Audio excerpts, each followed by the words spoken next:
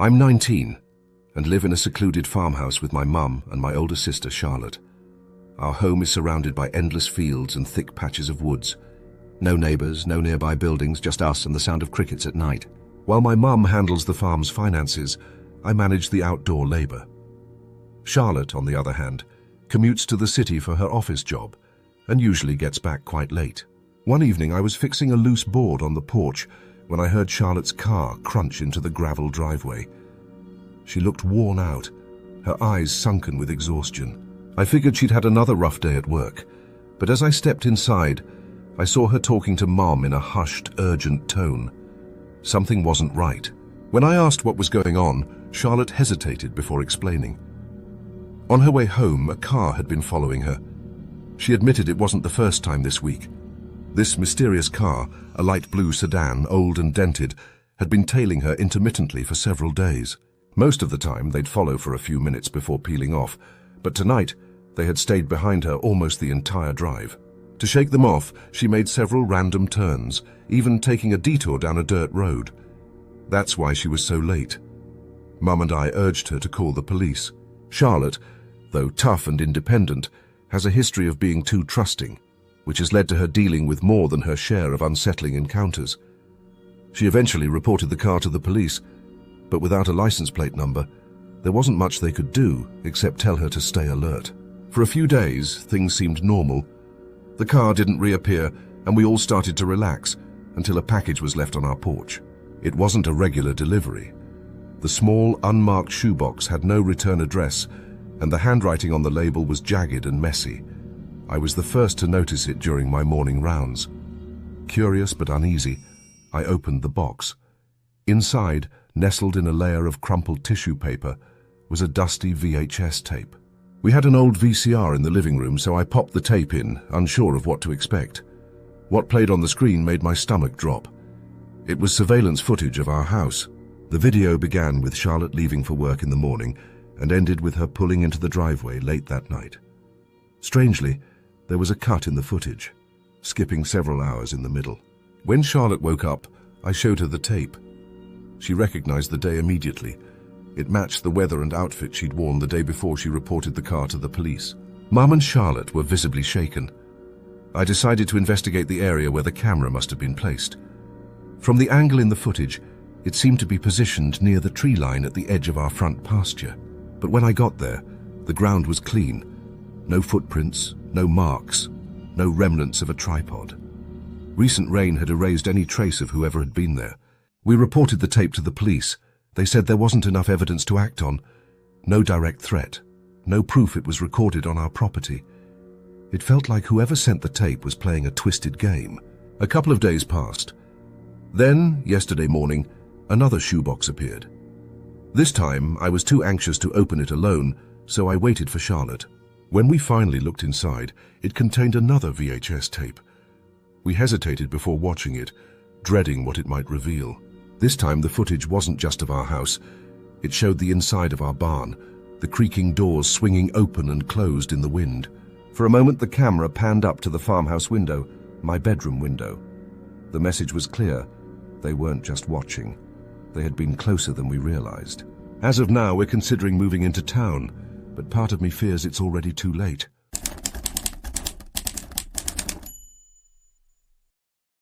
I was 20 years old when this unsettling experience happened. At the time, I was a junior in college. I had recently transferred to a university several hours from home, leaving behind my comfortable life and familiarity for something entirely new. Due to a mix-up with the admissions office, I had to scramble to find housing at the last minute. Not knowing the area and with limited options, I turned to online ads for a room. That's when I came across a listing that seemed perfect.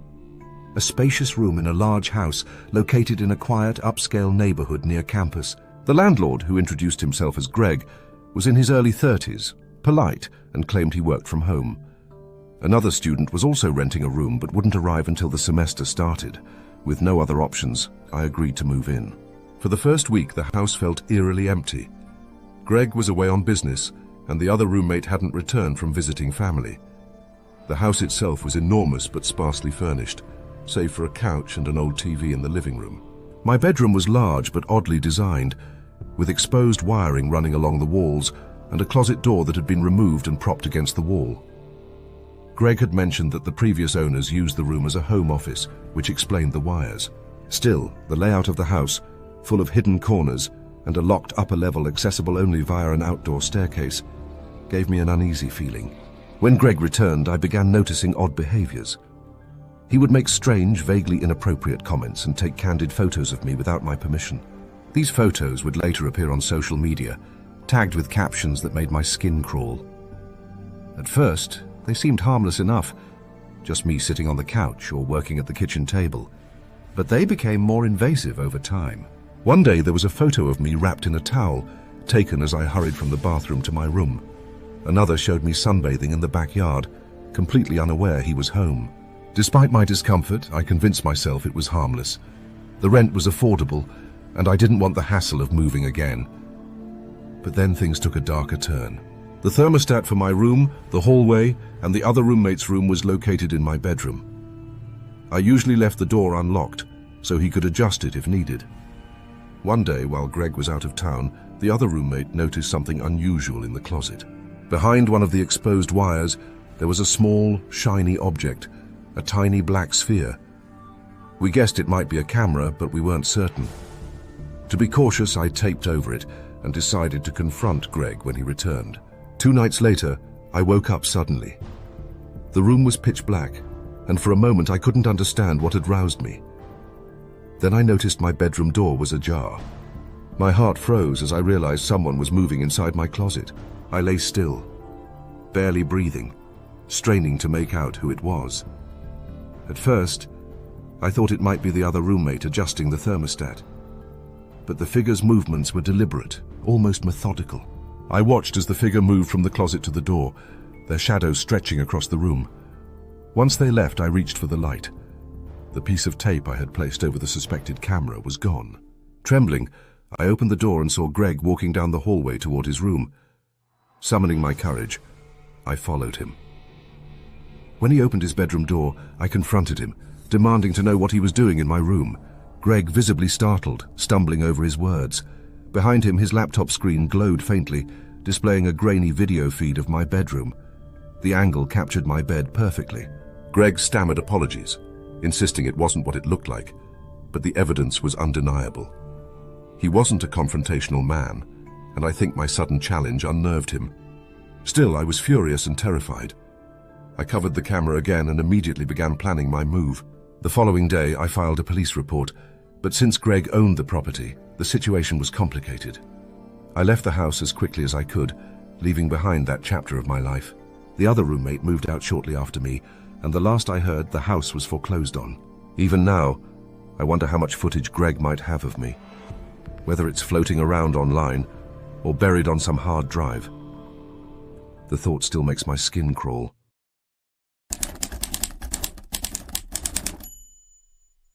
I'm a police officer stationed in one of Australia's largest cities. For privacy, I'd prefer not to disclose which one. The unsettling chain of events I'm about to share began just this past Monday during my shift at the front desk of the station. Being located in a rough part of town, the lobby was predictably crowded, even in the middle of the day. Most visitors were there to report for bail. Exactly the kind of crowd you'd expect in a place like this. But there was one woman who immediately stood out. Unlike the others, she didn't have the hardened look or the tattoos. Instead, she seemed uneasy, her eyes darting nervously around the room. When it was her turn, the first words out of her mouth were, "I think I need to speak with a detective." That piqued my interest right away, and I flipped open my notebook. I assured her that she could start by talking to me, and I'd escalate the matter if needed. She hesitated before reaching into her bag. Now, while cops in Australia don't tend to flinch every time someone pulls something out of their bag, I'll admit I was still surprised when she slid a VHS tape under the glass divider. What followed was a disjointed story, punctuated by moments of embarrassment as she repeatedly apologized for wasting police time. She explained that a couple of months ago, she'd been jogging through her neighborhood when she noticed a large pile of furniture and belongings by the curb outside a house. From the amount of stuff, it seemed the residents were either clearing out or waiting for a junk removal service. Curious, she sifted through the pile and found a box containing a VCR. She brought it home, intending to sell it online, but it ended up collecting dust for weeks. When she finally decided to test it, she bought a tape from a thrift shop. But as she tried to insert it, she realized there was already a tape inside. She paused, visibly uneasy, before explaining what she saw.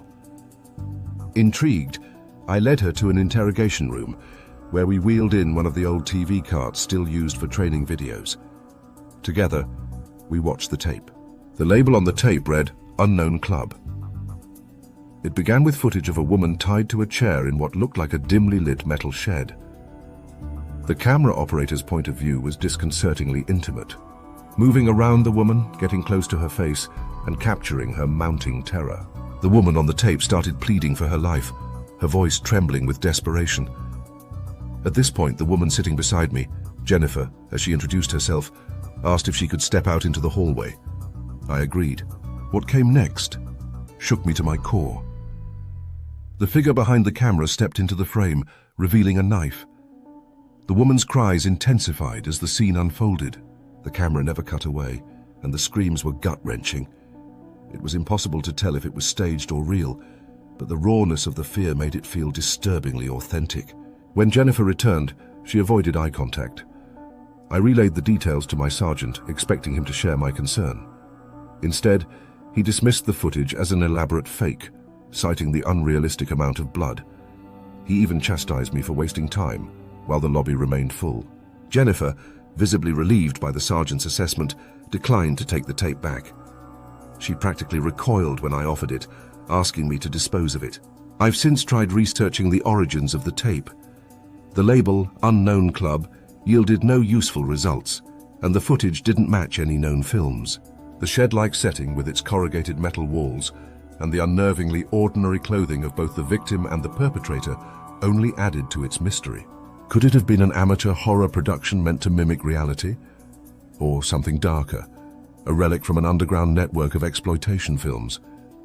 I still can't shake the feeling that there's more to this tape. If anyone reading this has ever come across a tape like this or knows anything about Unknown Club, please share your thoughts in the comments. And remember, there's always a reason to be afraid.